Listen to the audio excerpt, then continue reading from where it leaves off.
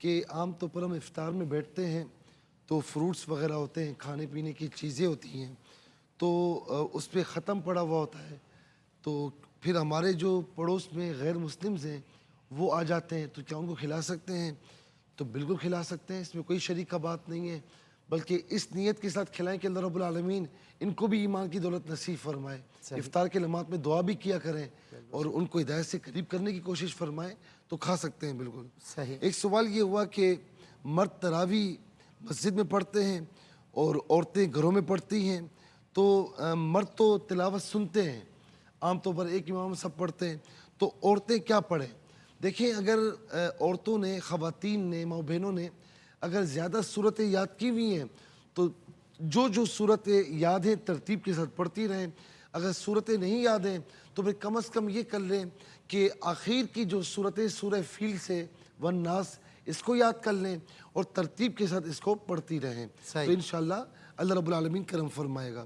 اس کے بعد ایک سوال یہ ہوا کہ 2 منتھ کی بیبی ہے بہن کی اور وہ مدر فیڈ پر ہے، تو اس صورت میں روزے رکھنا، انہوں نے کہا روزہ رکھنا کیسا ہے؟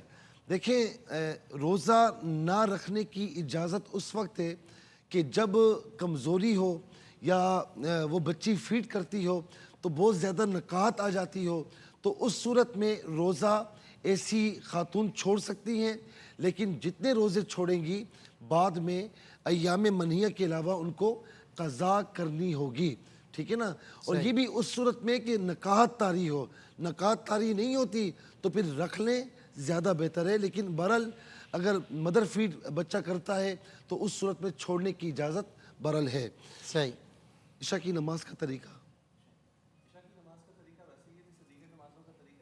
پہلے 4 فرض ادا کریں گے، پھر اس کے بعد 2 نفل، پہلے سنت غیر موقدہ ہیں، 4 سنت غیر موقدہ، پھر 4 فرض، پھر 2 سنت، 2 نفل، 3 وتر، 2 نفل، اس طرح سے عشاء کی نماز ادا کی جائے گی۔ ٹھیک۔ اچھا، ایک سوال یہ ہوا کہ سجدہ تلاوت بر وقت نہ کیا جائے جی تو کر سکتے ہیں سر؟ جی، سجدہ تلاوت اگر اس وقت نہیں کیا گیا تو بعد میں بھی کر سکتے ہیں، اس میں کوئی حرج نہیں۔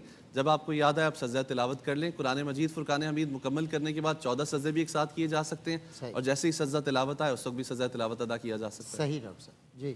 اچھا، اسی طریقے سے حالت روزہ میں جو بلغم آتا ہے، جی، تو جیسے منہ میں آیا پھر اندر لے لیا تو کیا حکم ہوگا؟ حالت روزہ میں اگر بلغم منہ میں محسوس ہو رہا ہے، اور ایک تھوک کے بارے میں بھی سوال کیا تھا، تو بار بار نکالنے میں الجھن ہوگی، تو اس لیے اگر وہ اندر چلا جاتا ہے تو اس سے روزے میں کوئی فرق نہیں آئے گا۔